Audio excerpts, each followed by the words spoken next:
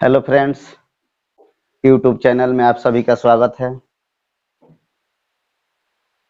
आज का यह वीडियो क्लास 10th के लिए चैप्टर नंबर 2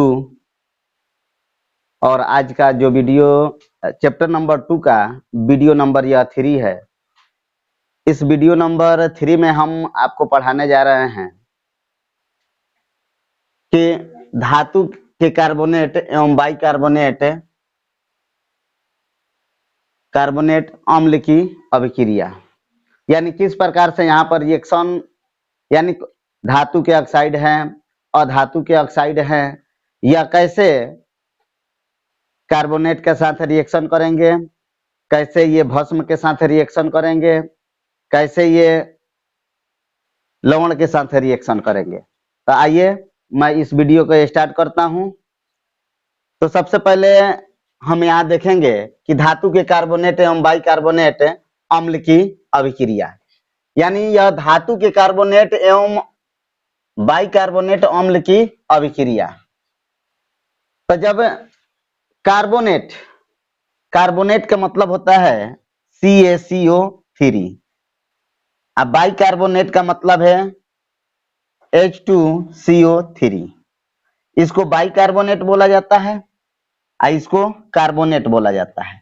तो यहाँ कार्बोनेट और बाइकार्बोनेट का हमके रिएक्शन देखना है कि कार्बोनेट की अभिक्रिया यदि बाइकार्बोनेट के साथ कराई जाती है तो क्या रिएक्शन होता है, क्या बनता है। तो यहाँ पर ध्यान दीजिएगा कि धातु के कार्बोनेट एवं बाइकार्बोनेट अम्ल से अभिक्रिया करके लवण, जल तथा कार्बन डाइऑक्साइड का निर्माण करता है। अब देखिए कि यहाँ कह रहा है धातु के कार्बोनेट। अब धातु के कार्बोनेट के मतलब क्या है कि यहाँ देख लीजिए, Ca हमारा क्या है, धातु है। तो ये धातु के कार्बोनेट है। यहाँ हम Zn ले लिए और कार्बोनेट CO3 ले लिए, ये धातु के कार्बोनेट है। या हम यहाँ पर MgCO3 ले लेंगे तो यह क्या है, यानी धातु के कार्बोनेट है। ठीक है, तो यह धातु के कार्बोनेट को रिएक्शन हमको कराना है बाइकार्बोनेट से। तो यहाँ देखिए यह धातु का कार्बोनेट है ZnCO3 को हमने हाइड्रोजन सल्फेट यानी बाइकार्बोनेट जो है इसको हमने अम्ल से अभिक्रिया कराया। किससे अभिक्रिया कराया है, अम्ल से। जब अम्ल से अभिक्रिया कराया है तो यहाँ देखिए क्या बन रहा है, तो इसमें का Zn और इसमें का SO4, यानी ये जब जाता है तो इसके साथ रिएक्शन कर लेता है तो Zn SO4 बनाता है। अब बच जाता है इसमें क्या हमारा CO3 और H2, तो यह एक जल बना देता है और क्या बना देता है, कार्बन डाइऑक्साइड यानी गैस बनाता है। तो यहाँ पर भी आपको लिखा गया है कि लवण बनाएगा, जल बनाएगा और कार्बन डाइऑक्साइड बनाएगा। तो यहाँ देख लीजिए ये लवण है और ये क्या है, जल है, और ये क्या है, कार्बन डाइऑक्साइड है। क्योंकि आपको पहले इसके पहले वीडियो में बताया गया था कि अम्ल, भस्म और लवण की पहचान कैसे होता है। तो उसमें आपको हम बताए थे कि जिस भी कंपाउंड के अंदर अगर हाइड्रोजन आयन प्रेजेंट नहीं रहता है या हाइड्रोक्साइड आयन प्रेजेंट नहीं रहता है तो उसको हम लोग क्या कहते हैं, लवण कहते हैं। और जिसके अंदर H आयन प्रेजेंट रहता है उसको क्या बोला जाता है, अम्ल बोला जाता है। और जिस कंपाउंड के अंदर OH आयन रहता है उसको क्या बोला जाता है, भस्म बोला जाता है। तो देख लीजिए ना इसमें H है और ना ही OH है, तो यह क्या है, लवण है। और ये जल है और ये क्या है, कार्बन डाइऑक्साइड है। ठीक है, उसके बाद से यह एक महत्वपूर्ण टॉपिक है कि अम्ल एवं भस्म की अभिक्रिया, यानी कोई भी अम्ल किसी भस्म के साथ अभिक्रिया करता है तो लवण और जल का निर्माण करता है। ये पहले भी हम बता चुके हुए हैं कि अम्ल एवं भस्म की अभिक्रिया के फलस्वरूप लवण तथा जल का निर्माण होता है। अब देखिए यहाँ का है HCl, ये अम्ल है और ये क्या है बाबू, भस्म है, NaOH। इसका रिएक्शन कराएं तो Na गया Cl के साथ मिल गया तो यह बनाएगा NaCl, और H जो था OH के साथ जाके मिल गया तो यह क्या बना देता है, H2O यानी जल बना देता है। ठीक है, उसी प्रकार ये है H2SO4 और MgOH के द होल 2, तो यह बनाया मैग्नीशियम सल्फेट, यानी Mg आके SO4 के साथ जुड़ जाता है और इसके साथ जाके यानी H2O, यहाँ भी यह क्या करता है, जल का निर्माण कर देता है। तो ये अम्ल एवं भस्म की अभिक्रिया हुई। उसके बाद से हम एक नेक्स्ट पॉइंट पर चलते हैं कि धातु के ऑक्साइड की अम्ल से अभिक्रिया। धातु के ऑक्साइड, एक धातु के ऑक्साइड होता है और एक अधातु के ऑक्साइड होता है। तो धातु के ऑक्साइड की अम्ल की अभिक्रिया, यानी धातु के ऑक्साइड को लेंगे और अम्ल के साथ क्या कराएंगे, रिएक्शन कराएंगे। और एक अधातु के ऑक्साइड लेंगे, यहाँ नीचे हम नेक्स्ट पॉइंट में बताए हैं कि अधातु के ऑक्साइड की भस्म से अभिक्रिया। तो धातु के ऑक्साइड क्या होते हैं, तो यहाँ पर ध्यान दीजिएगा। अब धातु के ऑक्साइड, यहाँ पर धातु के कार्बोनेट जाने थे, अब यहाँ है धातु के ऑक्साइड, यानी ZNO भी यह धातु के ऑक्साइड है। ये पूछा भी जा सकता है कि ZNO यह धातु के ऑक्साइड है कि अधातु के ऑक्साइड है। अब यहाँ पर मैंने लिख दिया CO2, SO2, MgO, CaO, कि कौन धातु के ऑक्साइड है और कौन अधातु के ऑक्साइड है। तो देखिए यह ZNO यह धातु के ऑक्साइड है, MgO धातु के ऑक्साइड है, CO2 अधातु के ऑक्साइड है, SO2 अधातु के ऑक्साइड है, CaO धातु के ऑक्साइड है।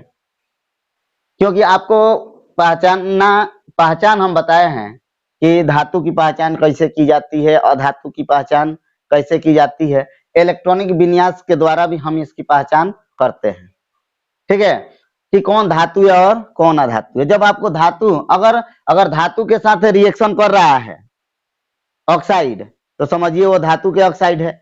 अगर अधातु के साथ ऑक्साइड रिएक्शन करेगा तो क्या है, वो अधातु के ऑक्साइड है। तो यह धातु के ऑक्साइड है।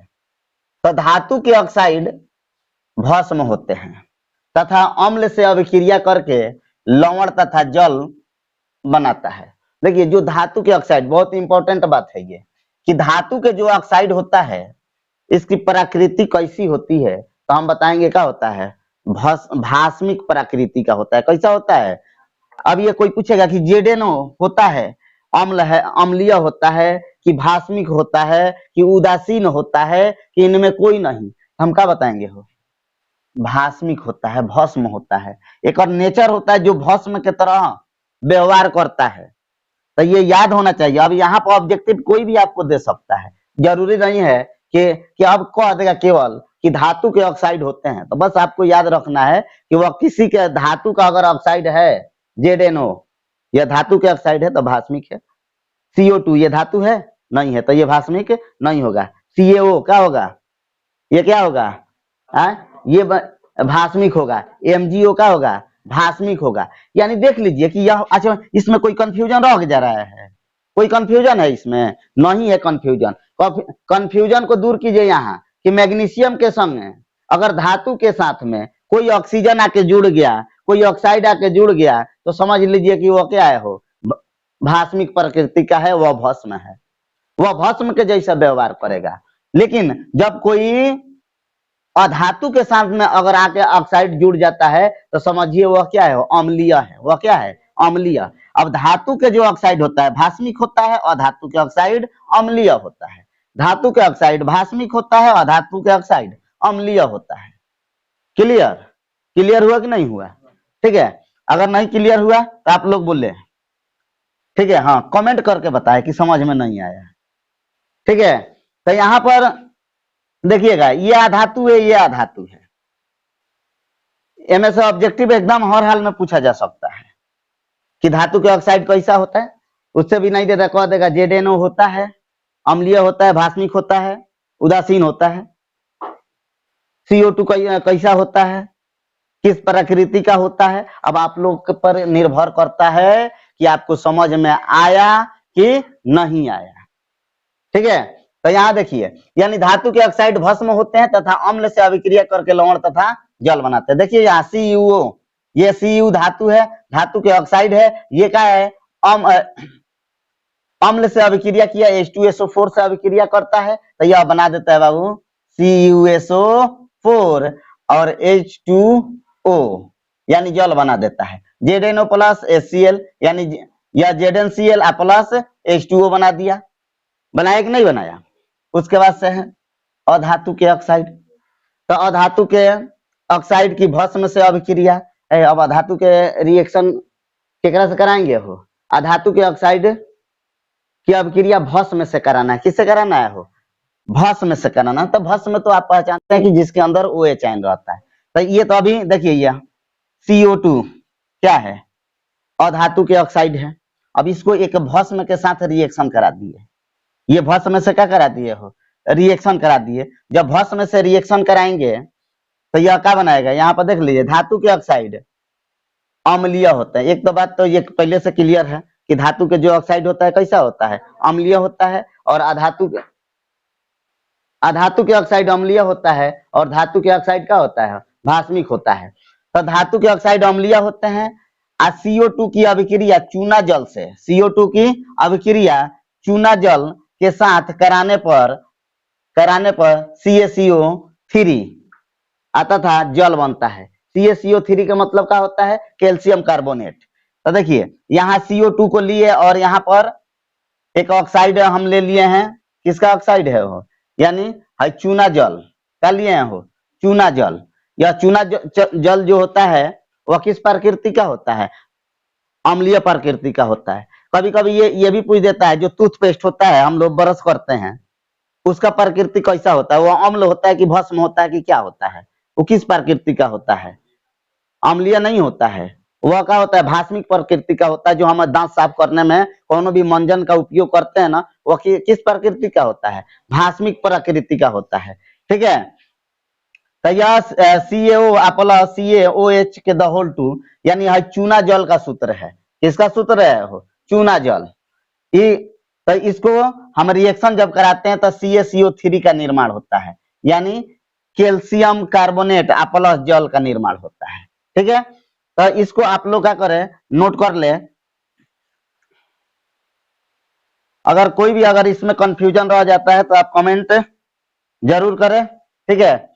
यदि यह वीडियो आपको समझ में आया है तो हमारे चैनल को सब्सक्राइब करें और दोस्तों में शेयर करें। ठीक है। और बेल आइकन को अवश्य दबाएं कि हमारे वीडियो का नोटिफिकेशन सबसे पहले आपके पास पहुंचे।